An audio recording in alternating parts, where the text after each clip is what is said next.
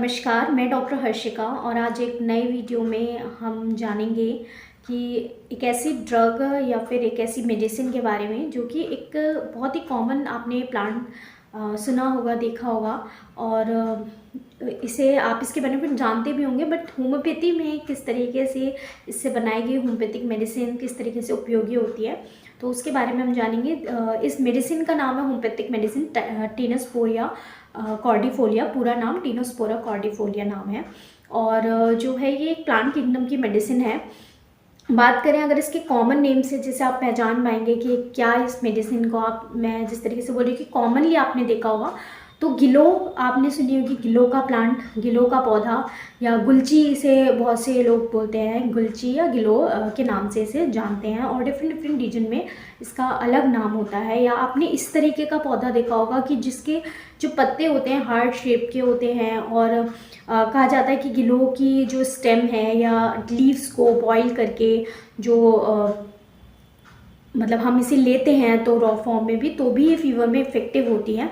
तो ये जो है क्यों है, बिकॉज जो ये गिलो का प्लांट है या टीनोस्पोरा कॉर्डिफोलिया जो है ये बहुत ही इफ़ेक्टिव है, इसकी मेडिसिनल क्वालिटी बहुत अच्छी है। तो हम ये इसके जितने भी फीचर्स हैं वो जानेंगे और किस तरीके से ये फीवर केसेस में, स्पेशली मलेरिया के केसेस में किस तरीके से इफेक्टिव होती है। तो शुरू करते हैं वीडियो। टीनोस्पोरिया कॉर्डिफोलिया एक होम्योपैथिक मेडिसिन जिसका कॉमन नेम है गिलो और गिलो से बनाई जाती है होम्योपैथिक मेडिसिन। तो जब हम होम्योपैथिक मेडिसिन किसी प्लांट से या जो एनिमल किंगडम की मेडिसिन होती है, तो जो हम या पॉइजन जो सोर्स की भी कई बार मेडिसिन बनाई जाती हैं विच इज़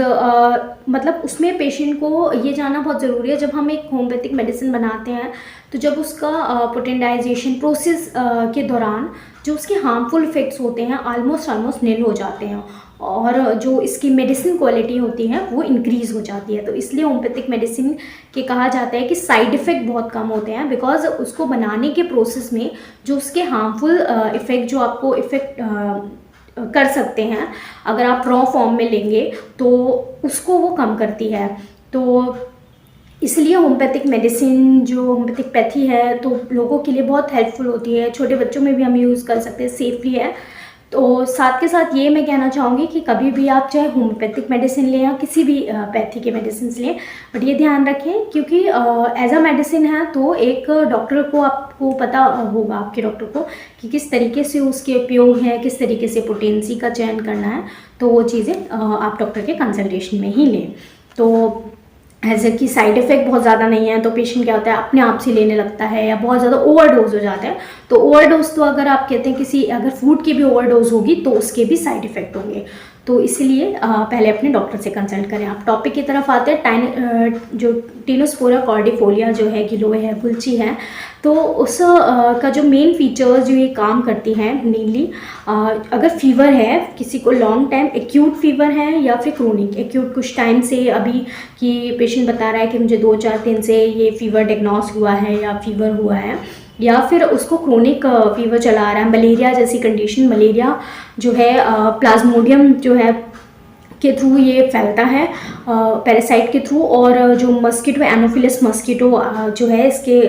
थ्रू ये फैलता है और होता है ये प्लाज्मोडियम से मलेरिया फीवर। तो इसमें जो है पेशेंट को जो सिम्टम आते हैं कि उसको जो है दिन में फीवर में, आफ्टरनून में जो है बहुत ज़्यादा ठंड लग रही है, चिल है या इंटरमिटेंटली, या जब भी किस पर्टिकुलर टाइमिंग पे आ रहा है या जब भी रिपीट कर रहा है थोड़ी थोड़ी देर में, और पेशेंट को ठंड बहुत ज़्यादा लगती है इसमें पेशेंट को, और वॉमिटिंग होगी बहुत ज़्यादा, बाइल उसके जो है निकलता है, बाइल मतलब एसिड सा, उसको एसिड वॉमिटिंग टाइप होती है, भूख प्यास उसकी बिल्कुल कम हो जाती है, या पेशेंट को ठंड बहुत ज़्यादा लगती है। मलेरिया फीवर में पेशेंट का स्पेशली है, पेशेंट को फीवर के साथ बहुत ज़्यादा ठंड, चिल्स के जो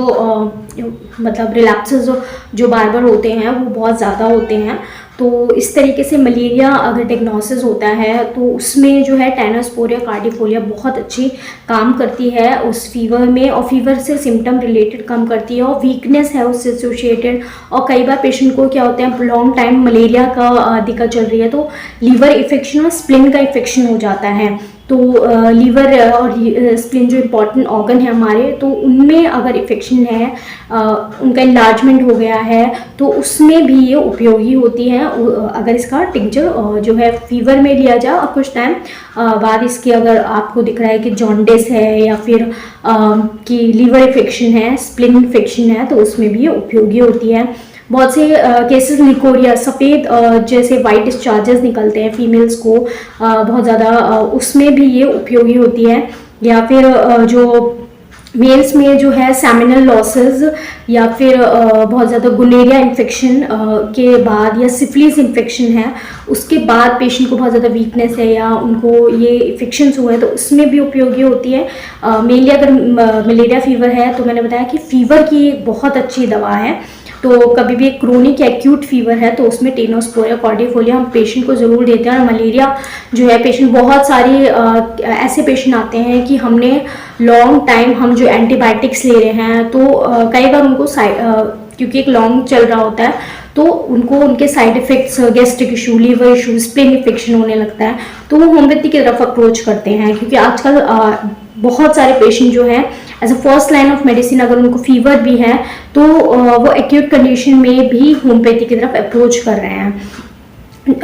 recently I have a cases of chicken pox patient, first line उन्होंने जो है मेडिसिन ली है, होम्योपैथी की तरफ अप्रोच किया है and get a wonderful result with in 1 days। So yes, homeopathy can help you in that type of acute cases. तो malaria, dengue, typhoid ऐसे फीवर में भी होम्योपैथी बहुत अच्छे मैनेज करती है, ट्रीट करती है एंड विदाउट द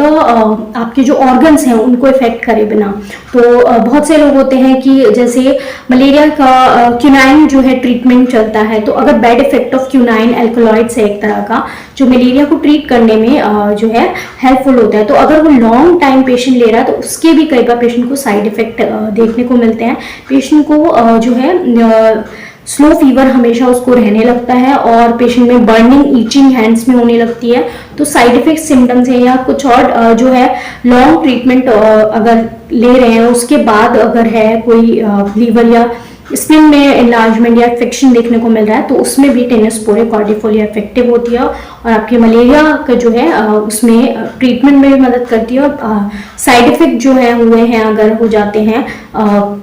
ऑर्गन को कुछ इन्फेक्शन हो जाती है जैसे स्प्लीन और लीवर बहुत इंपॉर्टेंट, या जॉन्डिस हो गया तो उसमें भी इफेक्टिव होती है। तो इस तरीके से मैंने आपको पूरा ड्रग का बताया कि टेनोस्पोरिया को याद रखने के लिए पूरा एक जो फीवर है केसेस में, मलेरिया केसेस में जहाँ स्प्लीन लीवर का इन्फेक्शन होता है, पेशेंट को ठंड बहुत ज़्यादा लग रही है, वीकनेस है, चिलीनेस बहुत ज़्यादा है, और इस तरीके के फीचर्स में जो है गिलो की जो दवा ये टेनोस्पोरिया कॉर्डिफोलिया होम्योपैथिक मेडिसिन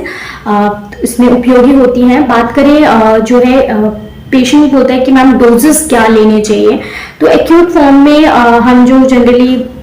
पेशेंट के हिसाब से देखा जाता है कि पेशेंट किस ग्रुप ऑफ एज से आता है। जैसे प्रेग्नेंट वुमेन्स में हम जनरली जो टेनोस्पोरिया कॉर्डिफोलिया है नहीं यूज करते, तो as if you have a pregnant so बिल्कुल भी नहीं आपको यूज करना है। तो जैसे कि हर वीडियो में बोलती हूँ कि कभी भी कोई होम्योपैथिक मेडिसिन की जानकारी आपको दी जाती है, किसी भी मेडिसिन की आपके पास जानकारी, तो ये नहीं है अपने आप से आप ले लें। लोग रॉ फॉर्म में भी कि गिलोय है तो गिलोय ले लिया, पत्ते उसके उबाल लिए या फिर उसकी स्टेम उबाल ली। अभी कोरोना टाइम पे लोगों ने बहुत ज्यादा जो है गिलोय का उपयोग किया, बट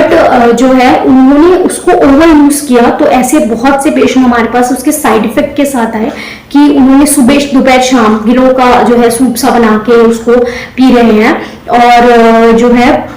उबाल के पी रहे हैं, और due to this side effects patient के देखने को मिले कि सोर थ्रोट हो गया है, छाले हो गए हैं और नोज ब्लीडिंग हो गई। तो overdose of anything even in the raw form आप प्लांट ले रहे हैं, तो इसी तरीके से मेडिसिन का भी डोज का चयन जो है पेशेंट के एज या फिर क्या कंडीशन है उस हिसाब से रिपीटेशन डॉक्टर अपने कंसल्टेशन जो है करता है, उसके बाद जो आपको डोज प्रिस्क्राइब करते हैं वो इफेक्टिव होती है। इन एक्यूट कंडीशन जैसे हम ज़्यादा डोज में 20 ड्रॉप्स आप 2 बार एक्यूट फॉर्म 2-3 बार आप यूज करें तो भी धीरे धीरे मलेरिया में ये इफेक्टिव होगी। नहीं कि आप उसको बहुत ज़्यादा इफेक्टिव जो है कि हमें ज़्यादा रिजल्ट मिलेगा, बहुत ज़्यादा डोज दे लेंगे, बहुत ज़्यादा रिपीटेशन कर लेंगे, तो ऐसा नहीं है। टिंचर फॉर्म में इफेक्टिव होती है जिस तरीके से गिलोय हम रॉ फॉर्म में लेते हैं। तो सेम कि कभी भी आपको ये मेडिसिन आपकी जानकारी के लिए थी, if you need a benefit, कि आप बेनिफिट उठा सकें मेडिसिन के, सबसे पहले बिकॉज बहुत सारी चीज़ें डोजेस के चयन करने के लिए, रिपीटेशन के लिए नीडेड होती हैं, तो वो डॉक्टर आपको प्रिस्क्राइब करेगा। तो पहले अपने डॉक्टर से कंसल्ट कीजिए। सो बट होम्योपैथी आपके हर तरह के एलिमेंट्स में आपका साथ देती है। तो होम्योपैथी से जुड़े रहिए और ऐसी वीडियोस के लिए हमसे जुड़े रहें। Stay safe.